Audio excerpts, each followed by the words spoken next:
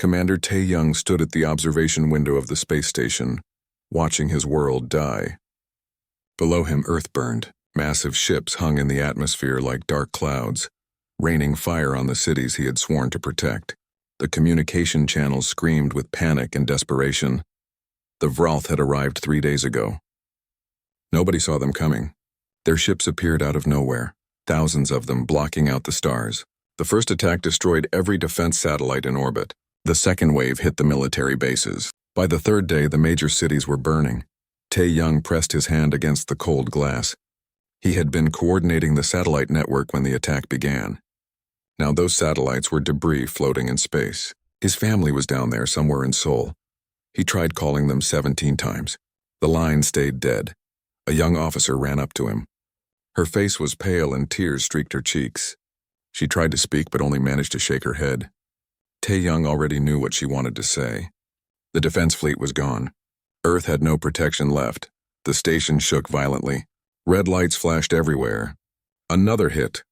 The Vralth were destroying everything in orbit now. They wanted to make sure nothing survived. Tae-young grabbed the officer by the shoulders and looked into her eyes. "Listen to me," he said firmly. "Get everyone to the escape pods. We need to reach the evacuation ships. Go now." She nodded and ran toward the emergency stations. Tae-young took one last look at Earth.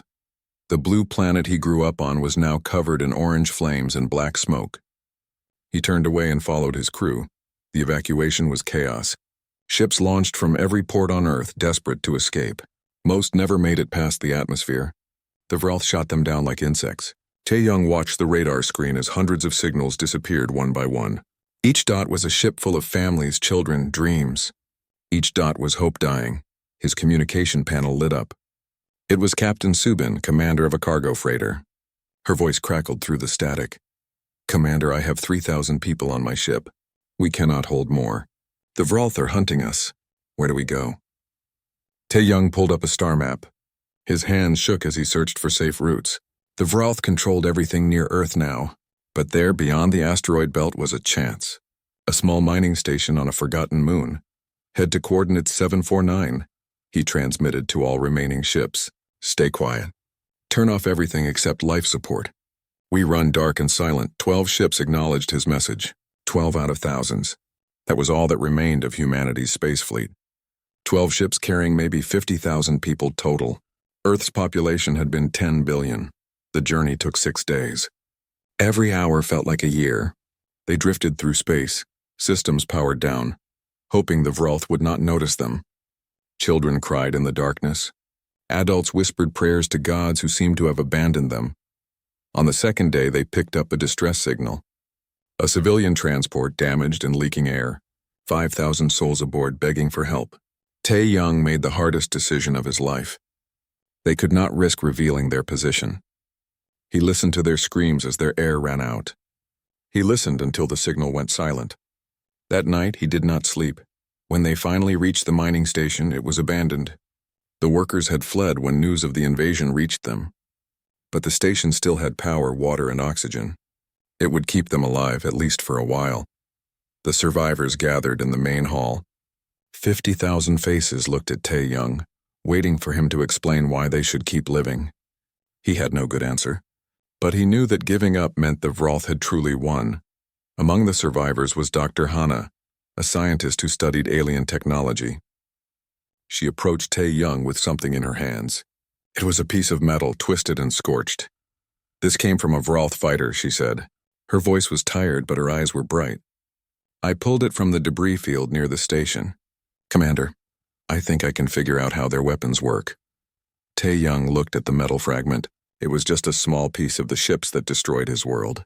But in Hana's hands, it represented something else. It represented understanding. And understanding could become power. Also among the survivors was a young woman named Ji-won. She was only 19 years old, born on a colony ship during humanity's first attempts to reach other stars. She had never seen Earth except in pictures. Now she never would. Ji-won was good with computers, very good. She managed to hack into the station's old communication array and boost its signal. Then she did something incredible. She intercepted a Vralth transmission and decoded it. The message was simple. The Vralth had declared Earth dead. They told their empire that humanity was extinct. No survivors. No threats. They were already moving to their next target, another species in another system. Tae-young read the decoded message 3 times. The Vrall thought they had won. They thought humanity was finished. They were not even looking for survivors. That night he called a meeting. Every survivor who could walk came to the main hall. They sat on the floor, on crates, wherever they could find space. The room was silent except for the hum of the station's life support. Tae-young stood before them. He looked at their faces. Some were angry. Some were broken. Most were simply lost, waiting for someone to tell them what to do next. "The Vrall think we are dead," he began. His voice carried through the hall.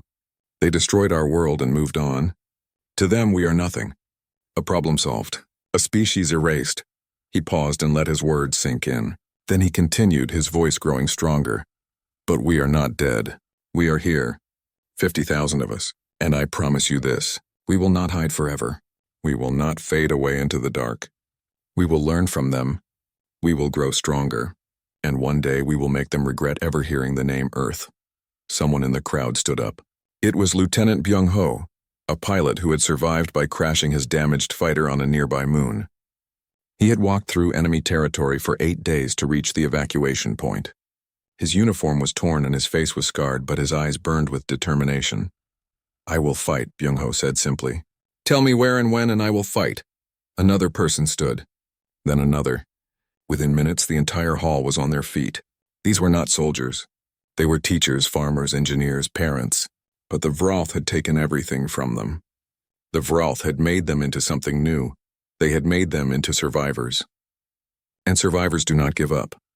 Dr. Hana worked day and night on the Vrall fragment. She took it apart molecule by molecule, studying how it was made, what it was made of, and why it worked. She filled notebooks with calculations and theories. She barely ate or slept. On the 7th day, she ran into the command center, waving her notes excitedly. Tae-young was reviewing supply inventories, trying to figure out how to feed 50,000 people with resources meant for 200 miners. "I understand it," Hana said breathlessly. "The Vrall technology. It is not magic. It is just science we have not learned yet. But we can learn. We can copy it. Commander, give me time and materials and I can build weapons." Tae-young looked at her tired face and wild eyes. This woman had just found hope in a piece of scrap metal. She had found a way to fight back. "You will have everything you need," he promised. Outside the station, through the small windows, they could see the stars. Somewhere out there, the Vrall were celebrating their victory. They believed humanity was finished. They were wrong. Humanity was not finished. This was not the end. It was only the beginning. 3 years passed like a dark dream. The mining station became home to humanity's last survivors. They expanded it, room by room, tunnel by tunnel, turning cold metal into a place where children could laugh again. But nobody forgot what happened to Earth. Nobody could. Tae-young stood in the command center, now bigger and filled with equipment salvaged from abandoned ships. Screens showed the locations of other human groups scattered across the system. 5 more colonies had been found. Small groups hiding in asteroid belts on dead moons anywhere the Vrall would not look. Together they numbered maybe 100,000 people. A tiny fraction of what humanity had been. Ji-won sat at her station, fingers dancing across keyboards. She had become their eyes and ears. Her systems monitored Vrall communications constantly, learning their language, their codes, their patterns. On her screen, enemy ship movements glowed like fireflies in the dark. "Commander," she called out, "I have something." A Vrall supply convoy, 3 ships heading through Sector 9. Light escort. They are carrying fuel cells. Tae-young walked over to her station. Fuel cells. They desperately needed those. Their own supplies were running low. But attacking a convoy meant risk. It meant the Vrall might realize humans were still alive. "How long until they reached the sector?" he asked. 14 hours, Ji-won replied. Tae-young made his decision. They could not hide forever. Eventually, they would run out of supplies and die slowly. Better to fight. Better to take what they needed. He called Lieutenant Byung-ho to the command center. Over the past 3 years, Byung-ho had trained a strike team. 20 men and women who volunteered to be humanity's soldiers. They practiced in the empty cargo bays, learning to fight with whatever weapons they could build. Byung-ho arrived quickly. His face was harder now, older. War did that to people. He listened as Tae-young explained the mission. "We have one ship capable of making the attack," Tae-young said. "Captain Subin's freighter. Hana installed the weapons last month. They are not pretty, but they should work." Byung-ho nodded. "My team is ready. We have been waiting for this." Dr. Hana joined them. She looked exhausted as always, but excited. In 3 years, she had accomplished miracles. The crude weapons she promised were now reality. Energy weapons that could damage Vralth shields. Scanners that could detect their ships. Even a cloaking device that worked for short periods. "The new torpedoes are loaded," Hana said. "They use Vralth technology against them. Their shields will not recognize the signature. You should have a few seconds of surprise. A few seconds might be all we need," Byung-ho replied. The strike team launched 12 hours later. Subin piloted the freighter with expert skill, keeping it running silent until the last possible moment. They waited in the shadow of an asteroid, engines cold, hoping the Vralth scanners would pass over them. The convoy appeared on schedule. 3 large transport ships and 2 fighters as escorts. The transports were slow and heavy. The fighters were the problem. Fast, armed, and dangerous. Subin waited until the convoy was past their hiding spot. Then she fired up the engines and accelerated hard. The freighter shot forward, closing the distance before the Vralth could react. Byung-ho stood in the weapons bay, his hand on the firing controls. He watched the targeting screen, waiting for the perfect moment.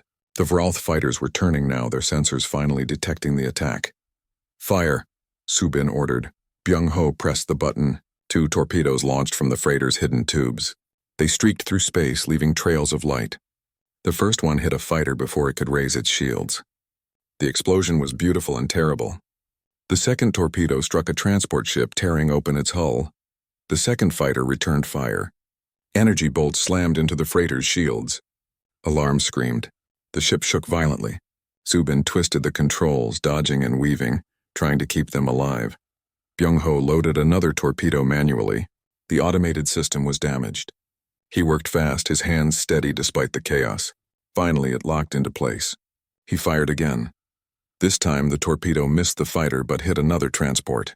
2 down, 1 fighter left. But their shields were failing. They could not take many more hits. Then something unexpected happened.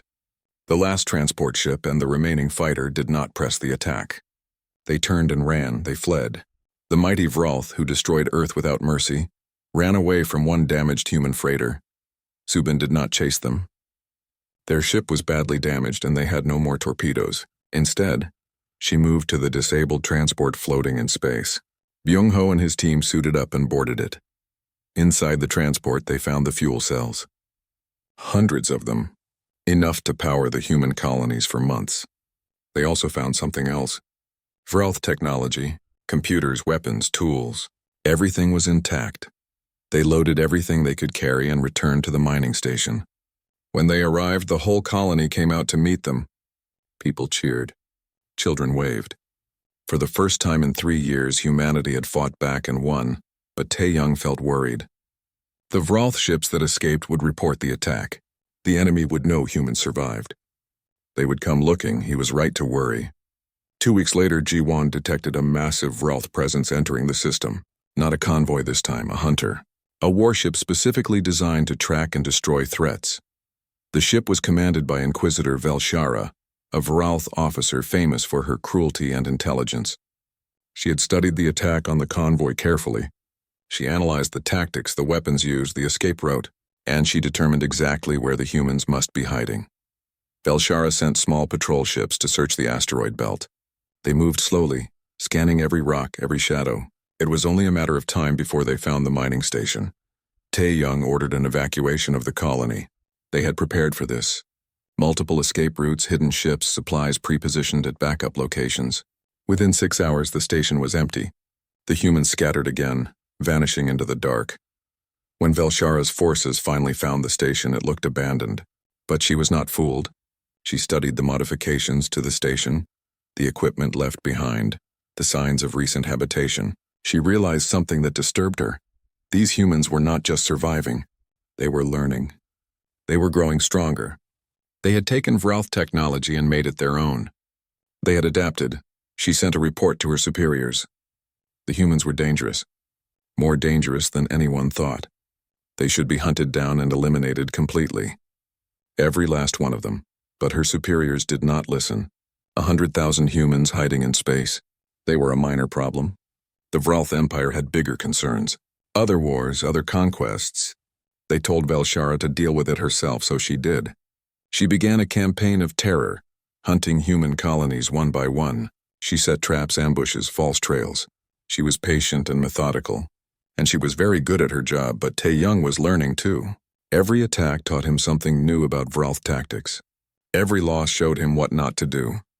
And slowly, carefully, he was building something the Vralth did not expect.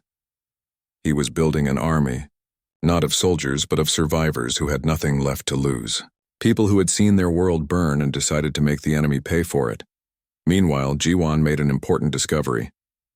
While monitoring Vralth communications, she found references to other species, other worlds that the Vralth had conquered. Some of those species were still fighting, still resisting, just like humans. She brought this information to Tae Young. He stared at the data for a long time, thinking. Humanity was not alone. There were others out there, other victims of the Vralth. Maybe, just maybe, they could find allies. But first, they had to survive Velshara's hunt, and that would require something bold, something unexpected, something very human. Tae Young gathered his commanders. Byung-ho, Subin, Hana, Jiwon, and the others. They met in a hidden base deep inside a hollowed asteroid. The room was cold and the air recyclers hummed loudly. But their eyes were bright with determination. "We are tired of running," Tae Young said. "We are tired of hiding. It is time to change the game. It is time to hunt the hunter." Around the table, heads nodded. They understood what he meant. Velshara thought she was hunting them. But what if they turned it around? What if they hunted her? It was dangerous. It was probably crazy. But sitting still meant slow death. At least this way they would go down fighting. And maybe, just maybe, they would win. The trap was set. It took 2 months of preparation, but finally everything was ready. Tae Young stood on the bridge of their largest ship, watching the displays. This was the biggest risk they had ever taken. If it failed, humanity would lose everything. Jiwon had spent weeks studying Velshara's patterns. The Vralth commander was smart and careful, but she had one weakness. She was proud. Every time she destroyed a human colony, she sent detailed reports back to her superiors showing how clever she was. So they gave her something to find. A fake colony, built hastily on an abandoned station near a large asteroid field. They made it look occupied but poorly defended. Just the kind of easy target that would attract Velshara's attention. And she came. Her warship appeared on the sensors exactly as predicted.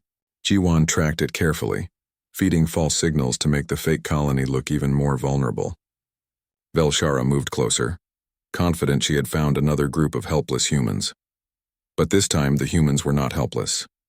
Hidden in the asteroid field were 5 ships, small fighters modified with Hana's weapons. They waited silently, engines cold, watching as Velshara's warship approached the bait. Byung-ho led the fighter squadron. He had handpicked every pilot. These were people who had lost everything to the Vralth. People who flew not just for victory but for revenge. When Velshara's ship was in position, Tae Young gave the order. The fighter squadron powered up and accelerated out of the asteroid field. At the same time, the fake colony revealed its true nature. Hidden weapons activated, firing at the warship from multiple angles. Velshara reacted instantly. Her shields came up and her weapons returned fire. The fake colony was destroyed in seconds, but those seconds were enough. Byung-ho's fighters reached attack range. The battle was fierce. The warship was powerful, much stronger than anything the humans had. But 5 fighters attacking from different angles were hard to track. They darted in and out, firing torpedoes, forcing the warship to constantly adjust its shields. One fighter was destroyed, then another. The pilots died without hesitation, buying time for their comrades. Each loss felt like a knife in Tae Young's heart, but he could not order them to retreat. Not yet. Then Hana's secret weapon activated. Hidden in the asteroid field was a device she had built from salvaged Vralth technology. It was not a weapon exactly. It was a jammer. When activated, it disrupted the warship's shields for just a few seconds. Those few seconds were enough. Byung-ho saw the shields flicker and did not waste the opportunity. He aimed for the warship's engine section and fired every torpedo he had. The explosions tore through the hull, ripping into critical systems. Velshara's warship went dark. Its engines failed. Life support failed. The great hunter was now floating dead in space, and she was trapped inside with her crew. Byung-ho wanted to finish it. One more attack and the warship would be destroyed completely. But Tae-young stopped him. There was something more valuable than destroying the ship. They could capture it. A boarding team suited up and crossed to the disabled warship. They moved through dark corridors, past frozen Vralth crew members. The ship's atmosphere had vented when the hull breached. Most of the enemy was already dead. They found Velshara in her command chamber. She had managed to get into an emergency suit before the air ran out. She was alive but trapped. When the boarding team cut through the door, she faced them with cold dignity. Byung-ho pulled off his helmet and looked at her face to face. This was the enemy who had hunted them for months, who had killed so many humans. He expected to feel rage. Instead, he felt only tired satisfaction. "Your hunt is over," he told her. Velshara studied him carefully. Then she surprised everyone by speaking in perfect English. She had learned the language while hunting humans. "You should have died on Earth," she said. "Why do you refuse to accept your fate?" Byung-ho smiled. It was not a pleasant smile. Because accepting fate is not what humans do. We make our own fate. They brought Velshara back to their base as a prisoner. But more importantly, they brought her warship. Hana immediately began studying it. A complete Vralth military vessel.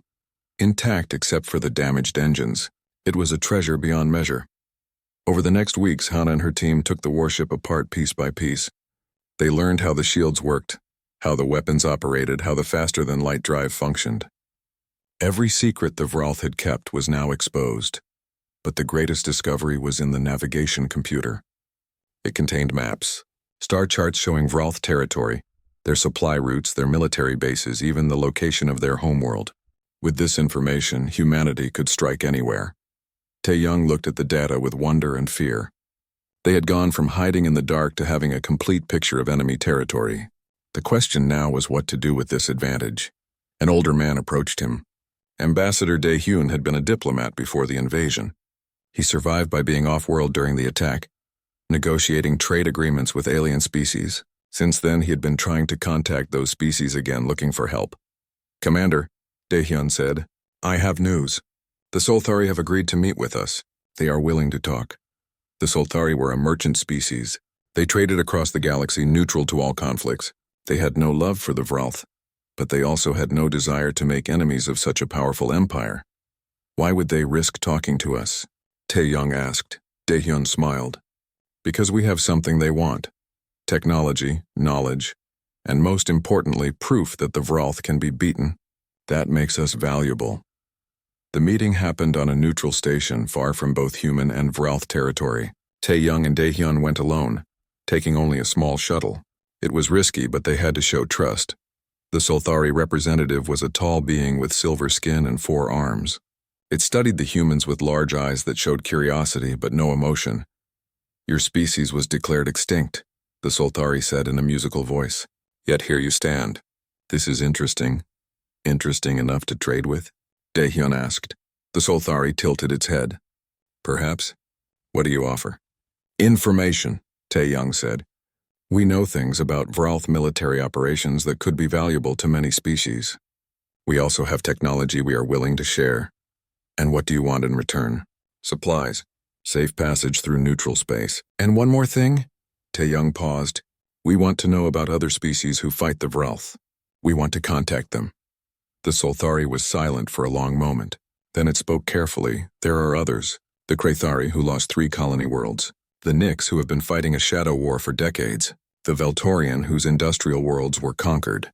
They all resist in secret as you do, but they do not trust each other. And they definitely do not trust humans they believed were extinct. Will you help us contact them?" Dae-hyun asked. The Solthari's expression did not change, but something in its eyes shifted.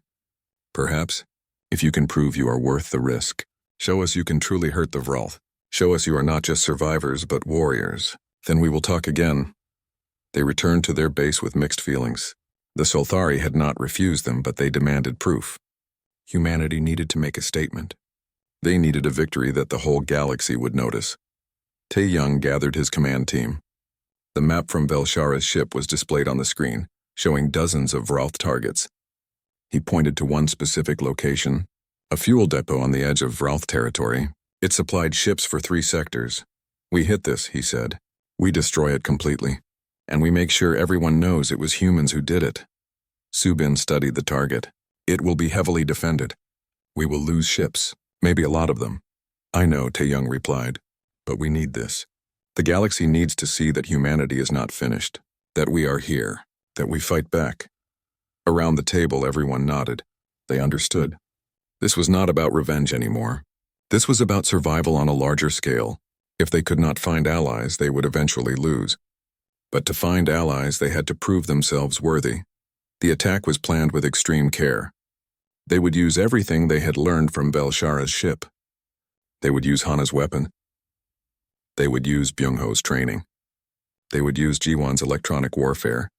And when they were done, the Vralth would know beyond any doubt that humanity was still very much alive. More than alive. Humanity was dangerous. The fuel depot burned for 3 days. The explosion was so massive that ships detected it from 2 star systems away. When the fires finally stopped, nothing remained but twisted metal and frozen vapor. The Vralth lost enough fuel to power their fleet for 6 months. But more importantly, the galaxy noticed. The attack was impossible to hide. News spread through the trade networks, through diplomatic channels, through secret resistance groups. Humanity was not extinct. Humanity had struck back. The cost was high. 7 ships were lost in the attack. 43 humans died. Subin's freighter was damaged so badly it could barely limp home. But they had succeeded. They had sent a message. 2 weeks later, the Solthari contacted them again. This time, the merchant species was not alone. They brought representatives from 3 other species. The Kraythari, the Nyx, and the Veltorian, all victims of Vralth conquest, all still fighting in secret. The meeting took place on the same neutral station as before. Taeyong and Ambassador Daehyun represented humanity. Byung-ho came too as head of military operations. Jiwon attended as their communications specialist. The conference room was tense. Each species eyed the others with suspicion. The Kraythari were large, insect-like beings with hard shells and multiple limbs. The Nyx appeared almost ghostly, their bodies semi-transparent. The Veltorian looked most like humans, but with pale blue skin and no visible ears. A Kraythari leader spoke first, its voice clicking and harsh. Why should we trust you, humans? You were defeated easily. Your world fell in days. What makes you think you can fight now? Taeyong stood and faced them directly. You are right. We were defeated. Our world did fall. We lost almost everything. But we did not give up. We learned. We adapted. We struck back. That fuel depot you heard about? That was us. 7 ships against a fortified position. We won. A Nyx representative spoke next, its voice like wind through leaves. Many species have fought the Vralth. All have failed. What makes humans different? This time Byung-ho answered. Because we do not fight like the Vralth expect. We do not meet them in open battle. We hit fast, we hit hard, and we disappear. We use their own technology against them. We never stop learning, never stop adapting. That is what makes us dangerous. The Veltorian leader, a dignified being with silver hair, studied them carefully. You speak well, but words are easy. What can you actually offer? Ambassador Daehyun stepped forward. He activated a holographic display showing Vralth territory, supply routes, military bases, fleet positions, everything they had learned from Velshara's captured ship. This is what we offer, Daehyun said. Complete intelligence on Vralth operations. We also offer technology. We have reverse-engineered their weapons, their shields, their communications. We are willing to share everything. The room went silent. Every species leaned forward, studying the data. This was information that could change the balance of power. And what do you want in return? The Kraythari leader asked suspiciously. Unity, Taeyong said simply. Alone we can annoy the Vralth. Together we can defeat them. We want a coalition, an alliance of resistance. We share resources, we coordinate attacks, we support each other. No more fighting alone. The species looked at each other. Trust did not come easily to people who had been hunted for years. But the logic was clear. Divided, they would eventually fall. United, they had a chance. The Veltorian leader spoke carefully. We will need proof. One joint operation, small scale, to test if this coalition can actually work. Taeyong nodded. Agreed, you choose the target. We will show you what humans can do. The target chosen was a Vroth prison facility on a moon called Kethros Prime. The Vroth kept captured resistance fighters there, prisoners from dozens of species. Freeing them would be a powerful statement. More importantly, it would prove the coalition could work together. The attack was planned over 3 weeks. Each species brought its strengths. The Krathari had heavy combat troops, strong and disciplined. The Nyx had infiltration specialists who could move unseen. The Veltorian had electronic warfare capabilities. And humans brought tactics and leadership. Byung-ho commanded the ground assault team, mixing soldiers from all 4 species. Ji-won coordinated communications, making sure everyone could understand each other despite language differences. Hana provided the weapons and equipment. The assault began at midnight local time. The Nyx infiltrators went in first, disabling sensors and guards silently. Then the Veltorian jammed enemy communications. When the alarms finally went off, it was too late. Byung-ho's assault team was already inside. The fighting was fierce but short. The Krathari soldiers proved devastating in close combat. Human commandos used speed and tactics. The Nyx struck from shadows. The Veltorian provided cover with suppressing fire. They moved through the prison like a coordinated machine. Within 2 hours, they had freed over 3,000 prisoners. People from 7 different species, some who had been captive for years. Among them were scientists, soldiers, leaders. Each one was a victory against the Vroth. The coalition lost only 12 soldiers in the raid. The Vroth lost the entire prison garrison. When the last transport lifted off with freed prisoners aboard, Byung-ho looked back at the burning prison facility and smiled. This was what victory looked like. Back at the neutral station, the coalition leaders met again. This time the suspicion was gone. They had fought together and won together. Trust had been earned in blood and fire. The coalition is formed, the Veltorian leader declared. From this day forward, we fight as one. Over the following months, the coalition grew stronger. They established hidden bases, shared technology, coordinated attacks across multiple star systems. Ji-won built a secure communication network that linked all resistance groups. Hana shared her knowledge with scientists from other species, and they shared theirs with her. The humans found themselves in an unexpected position. They were not just members of the coalition. They were leaders. Their experience fighting the Vroth, their ability to adapt and learn made them valuable beyond measure. Tae-young's tactical decisions were studied and copied. Byung-ho's training methods were adopted by other species, but the Vroth were not idle. They realized the resistance had become coordinated. War Chieftain Morgath, supreme commander of the Vroth military, declared the coalition a threat to the Empire. He assembled a massive fleet to crush the rebellion once and for all. Intelligence reports showed Vroth warships gathering at their shipyards. Hundreds of them. The largest military force the Empire had assembled in decades. They were preparing for total war. The coalition held an emergency meeting. Leaders from all species debated their options. Some wanted to scatter and hide, returning to guerrilla warfare. Others wanted to gather their forces and meet the Vroth in direct battle. Ambassador Dae-hyun proposed a third option. Go on the offensive. Strike the Vroth before they could strike first. Hit them where they were gathering, disrupt their preparations, force them to fight on coalition terms. They think we will run and hide, Dae-hyun argued. They think we will wait for them to come to us. We show them they are wrong. We take the fight to their home territory. It was risky.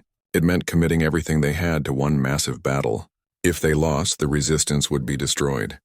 But if they won, they could break the Vroth's power forever. The vote was close, but ultimately the coalition agreed. They would attack the Vroth throne world. They would strike at the heart of the Empire. And they would do it with humans leading the way. Tae-young stood before a holographic map of the throne world system. Around him, commanders from 4 species waited for his orders. 5 years ago, he watched Earth burn from a space station. 5 years ago, he had 50,000 survivors and no hope. Now he commanded a fleet of 300 ships and an army of warriors from across the galaxy.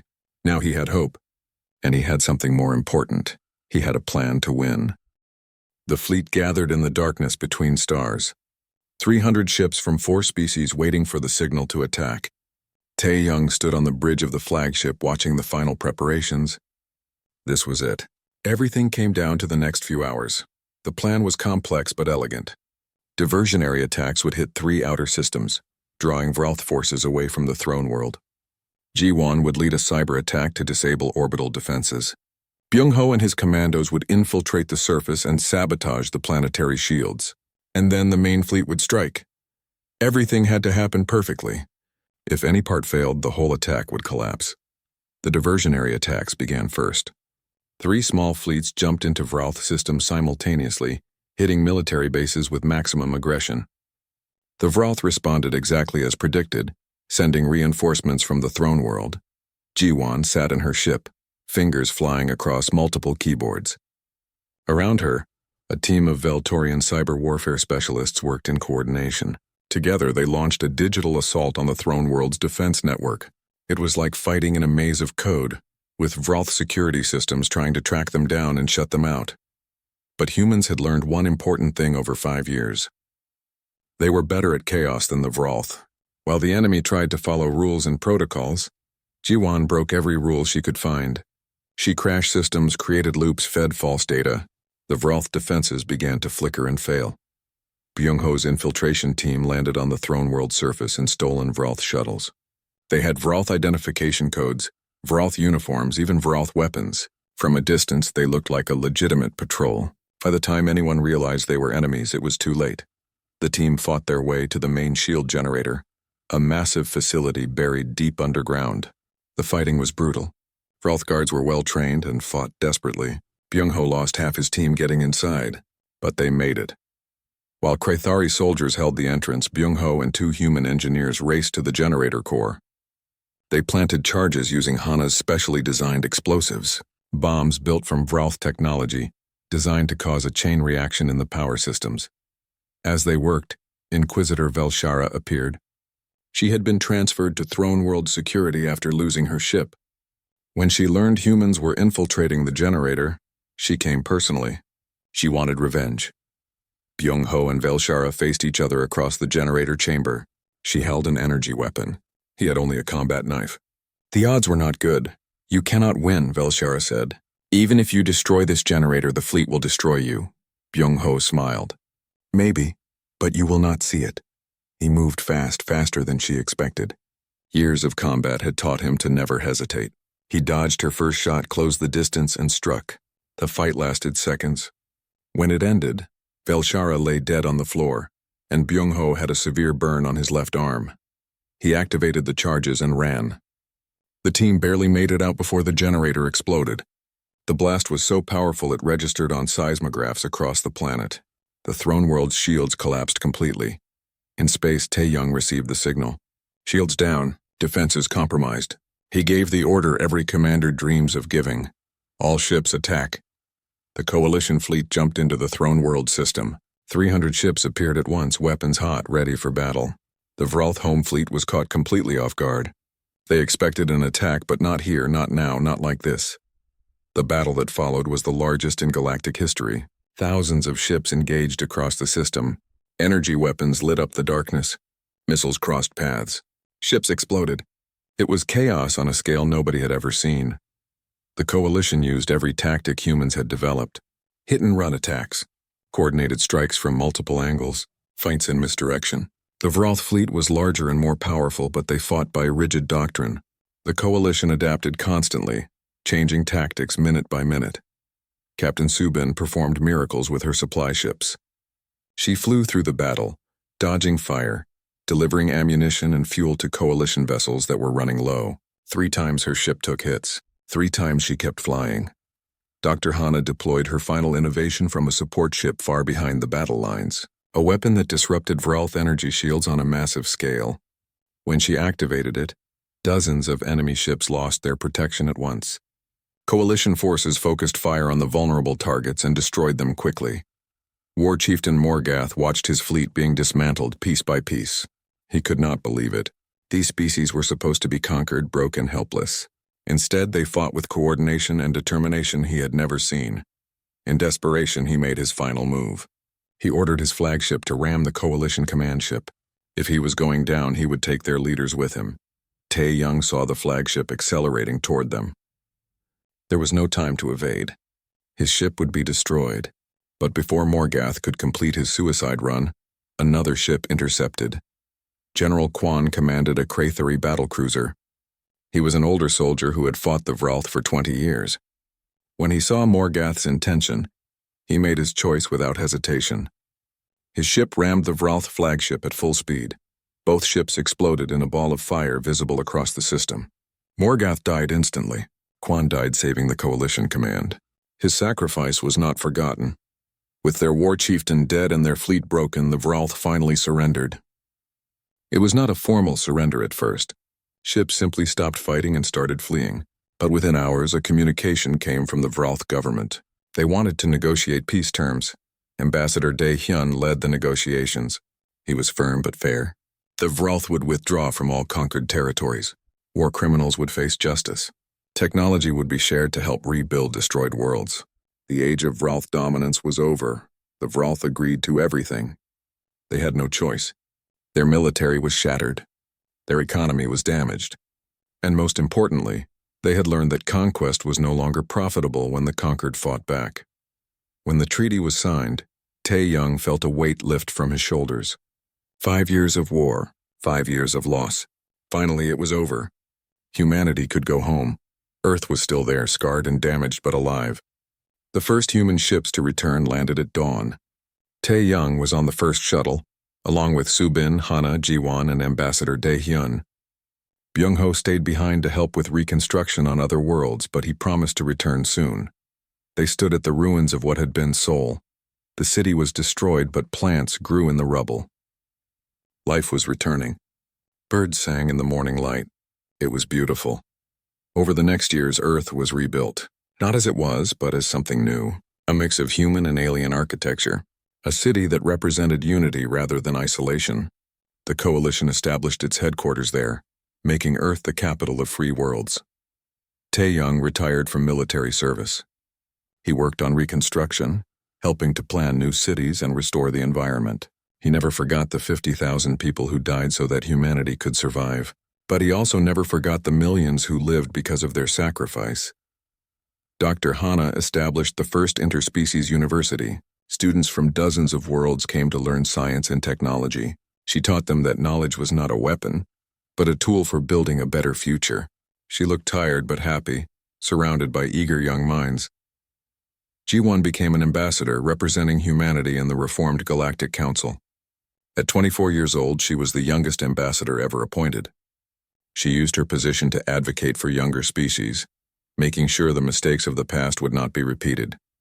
Ambassador Dae Hyun served as Secretary General of the Coalition of Free Worlds. His patient diplomacy and steady leadership helped turn former enemies into allies.